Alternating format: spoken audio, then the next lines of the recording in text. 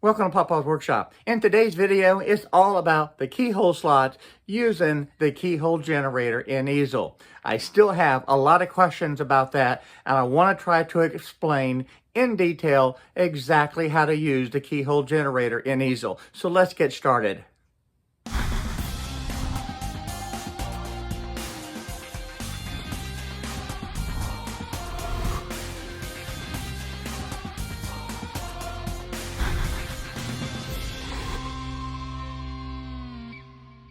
The first thing I want to say is that I have done videos before on the keyhole generator in Easel, and there still seem to be some questions around how to do it properly. So today what I want to be able to do is start from the very beginning and try to go through every single step by step, to be able to explain how to get the keyhole generator working for you and doing exactly what you expect it to do. Now, I'm also going to put a link in the description below to the other videos that I have done so that you can make the comparison and see if one works better than another video to be able to get the answers that you're looking for. Now, the first thing I want to say that the bits are going to be similar but yet different. And one of the things that I like about this bit is that it has some little small indicators on here to be able to give you the depth of cut. And what I like to do is use this one right here for the depth of cut. And if I use the calipers and measure that, so from the top edge down to that point right there is about 0.27 of an inch. And I hope you can see that in the camera. So that's the depth of cut. The other thing I want you to keep in mind is this bit has a lot of cutting surface, and it's all happening at one time. This flat portion of the bit is cutting through the material to plunge straight down into the material. You also have this portion of the cutter that's cutting the wall of your material, and then it has to plunge forward to be able to cut the slot. So it's using not only this portion of the cutter, it's using the bottom to be able to get that flat bottom of the hole. Your slot is being cut here, and you also have this portion here that's also cutting. So as a result, there is a tremendous amount of pressure on the bit and on your CNC machine to be able to cut this with this much of the cutting surface taking place all at one time. So from that standpoint, your material must be secured very, very well. And by that I mean, don't use just a glue and tape method. Use the bump stop, use the clamps, use whatever method that you can to be able to hold this in place. Now at the CNC machine, I have this piece of scrap wood mounted to the table. I'm using these two hold downs to keep the material firmly onto the wasteboard, and I'm using these two bump stops to be able to keep it where it's not going to be able to move at all. Because if I put in the keyhole slot going this direction, all those forces are pushing right against this bump stop. This alone would not work, more than likely, and you would have a failure. By putting in the bump stop, all that pressure is being pushed against the bump stop, and these two screws are holding it in place. Likewise, if I did a horizontal keyhole slot, the pressure would be all in that direction, and it would be pushing against this bump stop. I strongly suggest having the bump stops in position to be able to protect that board or your project from moving in the direction that that bit is cutting. The other thing I want to point out on this second bit, it does not have those little indicators. So you would need to be able to set the depth the same as in the other bit, but just without having the benefit of these little indicators on your bit. And in this case, with this bit, I would use the 0.27 or 0.26 as my cut depth, and that would work just fine. So what's actually happening on this bit? This bit has to go and plunge straight down into material to the full depth. So that's a straight down action. It's not going a little bit at a time. Once it reaches the full depth, then it's going to move and cut that slot while staying at the full depth. And then it's going to retract back to the original point and come back to the surface. Now in Easel, it will start at the center of your slot. So it's going to be above the surface at the center, and when the bit starts and your program begins, it's going to come over and then plow straight down, make your cut, and then come back to that start point, retract, and come back to the center position. That's going to be its home position. Now when I set these up to be able to carve, I want to mark my actual XY0 position home. And I want to mark that here at this point where it's going to be. Or if I'm going to use two of them, I'll actually mark my center point between the two slots, because that's how this program works. But for the sake of argument, looking at the one, now remember that the XY0 position for that bit will be right there. So when it begins carving, it's going to move down to this point. This is where it's going to plunge straight down into the material. Once it reaches the full depth, then it will start cutting that slot going in this direction. And it's going to cut all the way up to here. That's the stop point. And then it will retract back. Once it gets to this point, it'll stop, come back to the entry point, and raise back up out of the material and return to the home, back to the XY0 position. Now let's look at Easel. Let's go over to where we have the apps. And I'm going to select this, and then I'm going to scroll down to the keyhole generator right here. Now it's at this point I can choose to be able to have however many of the keyhole slots. In this case, I'm going to start out with just one. And I'm going to do this in this direction. And I know it says horizontal here, but it's actually vertical. That's what I want to have it set. The depth. We've already said the depth is going to be at 0.27 of an inch. The length of the cut will make it 1 inch. That means the XY0 position is going to be in the center, so it's actually a 1/2 inch from where the entry point of that bit is going to be. The spacing it shows here is 2 inches, but there's only 1, so that's 0. And then I can import that into the project. Now this is where it's located, in the center of this project. I really don't care, because what I want to do is highlight this. From here, I want to bring it down to my XY0 position. And to do that, I'm going to come up here, select the center, and then I want this to be on 0 and 0.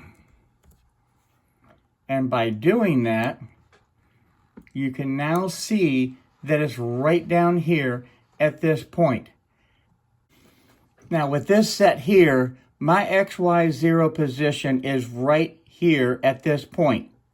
That bit is going to move down to here and then plunge directly into the material, make the cut at full depth, come back, exit, and return to the XY0 position. Now what I want to do is show that to you over here. So let's simulate. And this is where the first mistake comes in. You see the red line? This is starting at the home position, just as I said. and it comes down and it makes the entry point. But you notice this right here? You see all those cuts? What you would have is a nice, great big slot. This is where I would say 90% of the people run into the problems. The cut depth is what? Let's go back and look. Our cut depth is at 0.27 of an inch. This gets to the 0.27 of an inch, but it does it in about 5 passes. We don't want that. We want it to plunge straight down to the full depth the first time. To be able to change that, this is where you go. Right here to the cut settings and under manual. And if you look at this, the feed rate is at 40 inches per minute. I would argue that this actually could be a little bit slower. I'm going to change the feed rate to 30. The plunge rate at 12 inches per minute is fine. The bit can handle that. But this is the most important part. You see the depth per pass? It's only cutting, at this point, 0.05 at a time. We need it to cut the full depth, 0.27. So I'm going to change this to 0.27 of an inch. What that will do now is go straight all the way to the full depth and then make the cut. So let's take a look at it now. If I simulate this, you notice now the red line is the travel where it's not carving anything. Now it's plunging straight down. It's making the cut. It comes back along the blue line and exits back out, and it'll return to the XY0 position. Now I went ahead and turned the machine on, and now my blue carve has turned to green, so I'm actually able to carve this. So I want to go ahead and set it up and carve this now and show you exactly what's happening on the machine. First thing I want to do is jog the machine over closer to where my workpiece is, and we'll change that to 1 inch. And I also need to raise it up so I can put the bit into the router.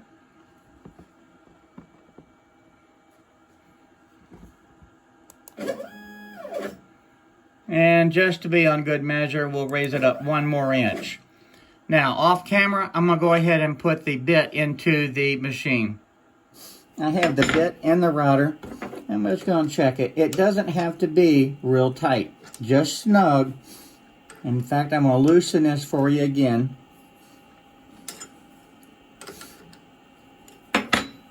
That bit now moves. I'm going to put it right there, and then I'll tighten it. So that's roughly 1 turn, and that bit's tight enough.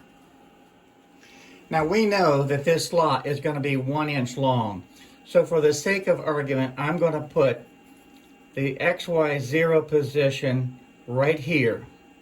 And keep in mind, that's where the bit is going to start. It'll come down 1/2 inch, plunge in, make the cut up to approximately here, retract back, and exit and return to the XY0 position.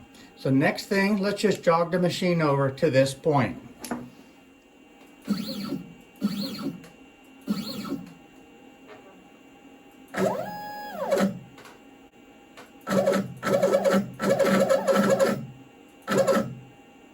Then we'll come down 1 more.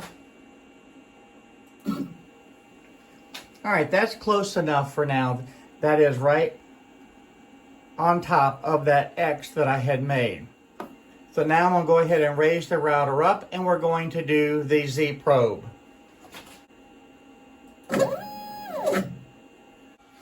Now when I moved the router over to that position, that actually established my XY0 home position. So now I'm going to start the checklist. We're going to select carve. Now you'll notice this. This I had just updated the driver, and you can see that it actually has lost the settings. So I might have to go through and set up the machine. To be able to change the settings, you come right up here to the machine, you click on Advanced, and then down here, Machine Inspector, you click on that, and then it brings up all the information. Now I'm not going to actually show you this part because I know my settings will be different than yours, but you're going to key in right here the $sign, the number, the line number that you need changed, the equal signs, and then the new value. Now this is part of the video that I hadn't planned on doing, but I'm still going to go through the steps with you. So the first thing I want to do is test and make sure that it goes left and right. And you can see over there, when I go to the right, it moves to the right. And when I go to the left, it goes to the left. The y-axis, if I click the up button, it moves in the upward direction along the y-axis. And same thing when I click and go down. On the z-axis, if I click the up, it's going to go up. And again, when I hit down, it's going to go down. So all three of these are yes, yes, and yes. So now I'll continue on. Now be sure that the router is set to 1. My router is always on 1. And this is on a manual setting. As far as the homing switches, I do not use those. So I say no. That one may be different on your machine. Do you have the Z probe? Yes. So I'm going to click yes. And now it's going to ask me to plug in the leads, attach the clip to the collet, and we're going to go through these steps.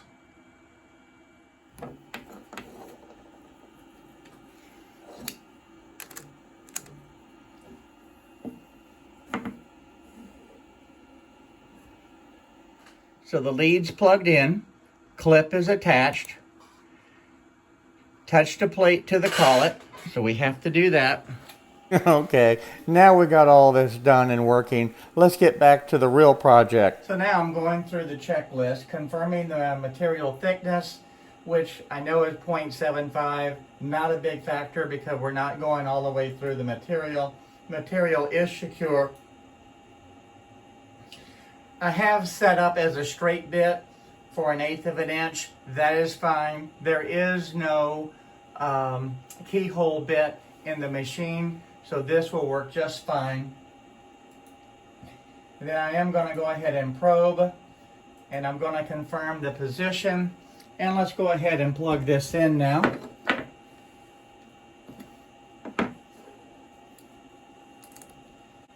So the clip is attached.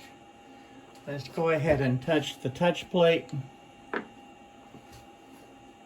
So that is done, and then we can start the probe.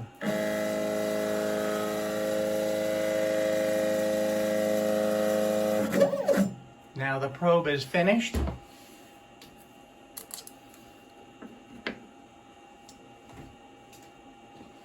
Now the next thing on the checklist is that the probe is put away. And the next item on the checklist, I'm going to bring you. It asks if to set the XY0 position. Well, we set it earlier, so all I'm going to do is click OK, and that is now set. And you can see that is sitting exactly where it needs to be, directly over my X that I had put onto the work surface. Now with this new update, it asks me if there's a dust shoe that's attached, and no, I do not have one. So I will hit skip, and now I confirm that the spindle is on. So let's go turn the spindle on.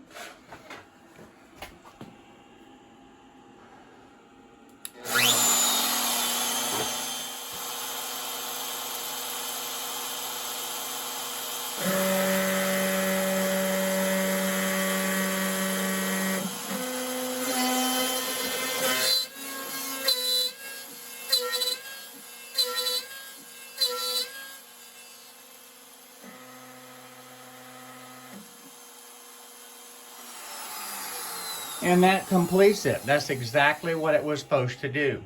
Now what I'm going to do is get a close-up of this. I'm going to slide my router over a little bit, and we're going to carve another one. So all I'm doing is jogging the machine to the left, and that's good enough. Now what I want to do is get the camera up close so that you can see exactly what happens when we carve it. Yeah, one of the important things is to keep the video going. So let's just do the same thing again. We're going to go ahead and click up here. I'm going to move the machine over 1 inch to the left. And I'm going to go ahead and raise the Z-axis now. And we're going to carve another one, and this time I'm going to keep the camera on. So we're going to hit carve. We're going to confirm the thickness. Material secure. Bit size, the 1/8 inch is perfectly fine. We're going to use the probe, and let me go through and probe it again. Okay, with the probe done, it's time to go ahead and carve. So I want you to see exactly what's happening up close.